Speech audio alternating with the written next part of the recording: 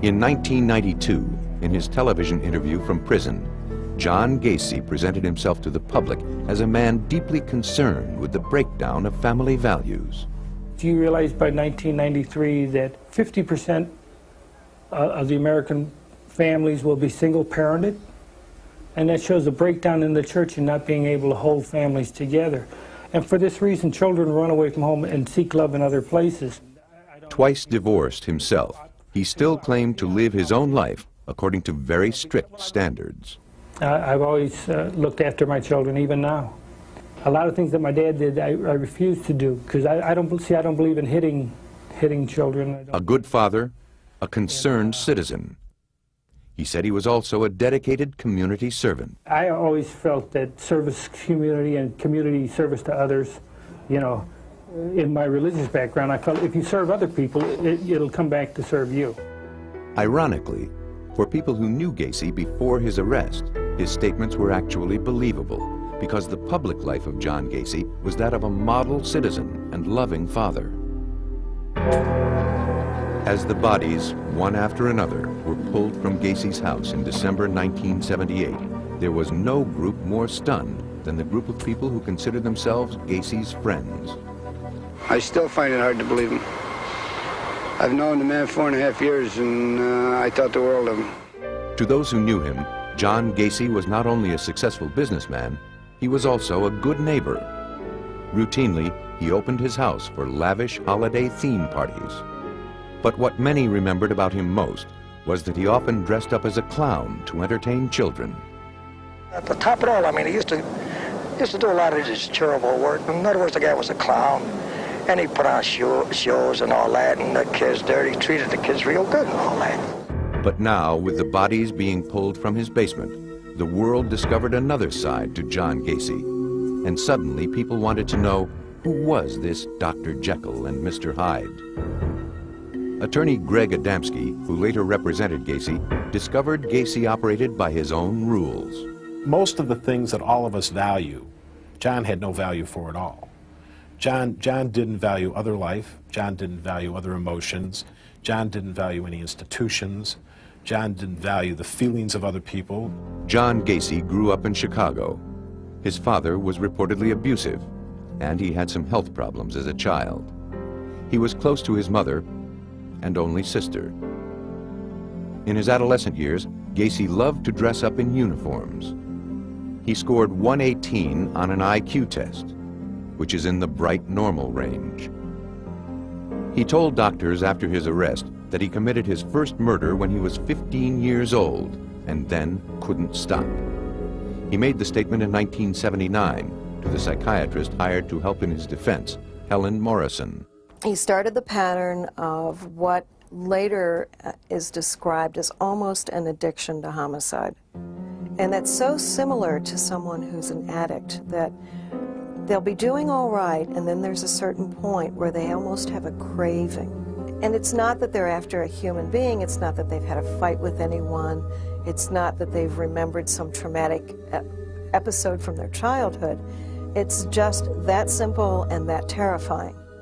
Gacy was never charged with the murder he claimed to commit as a teen. And then in the 60s, he got married to a co-worker and went to work as a manager for a Kentucky Fried Chicken restaurant in Waterloo, Iowa.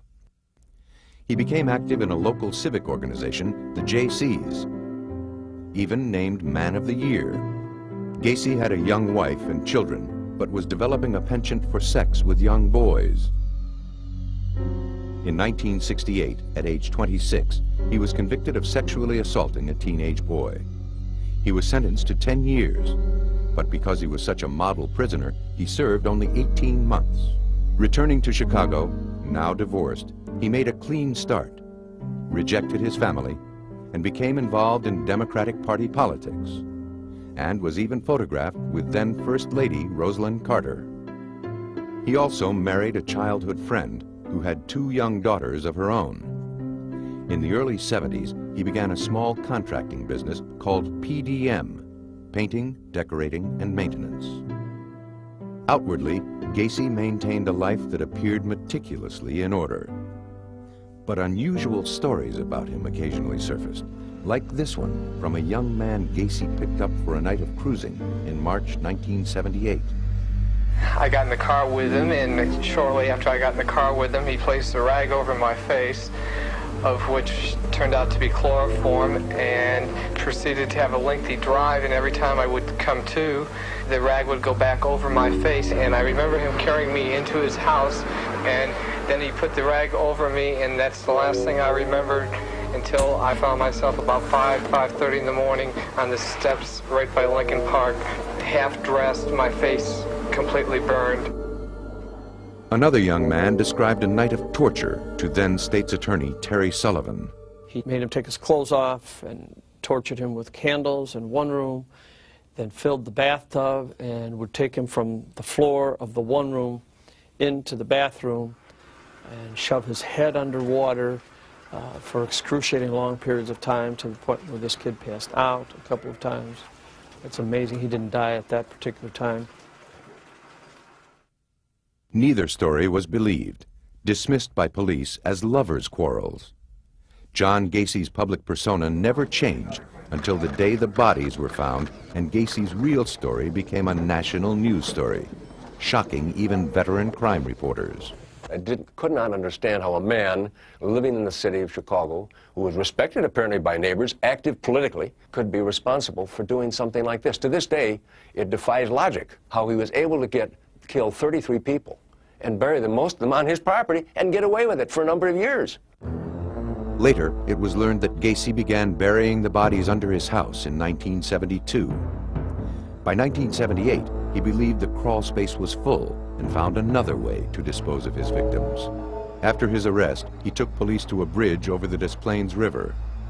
Eventually, 4 more bodies were recovered. The last one, found in the spring, was Rob Peast, the boy whose disappearance had led police to Gacy.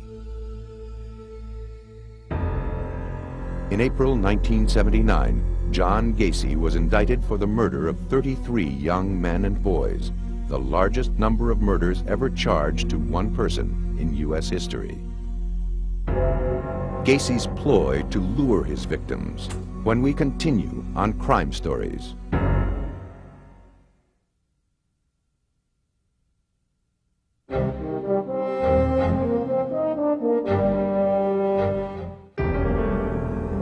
Of all the statements John Gacy made during his 1992 interview from prison, the most chilling were those he made about his victims and their families.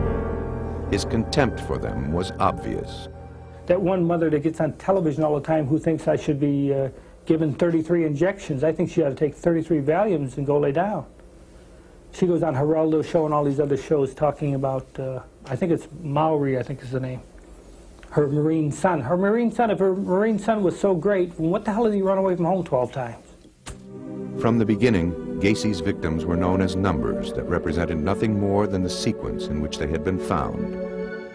From the crawl space, they were taken to the county morgue, where the real work began, the job of identifying each body, changing the number to a name. The first body found turned out to be 17-year-old Johnny Butkovich, one of the boys who had worked for Gacy. The second was Greg Godzik, also an employee. As each name was announced, television crews raced to find the families. He was a good boy. I'd spend anything to find him. I really would. And I think every mother would. It's just not me. I'm sorry for everybody else. Darrell Sampson, John Zick, Randall Reffett. The faces filled the newspaper.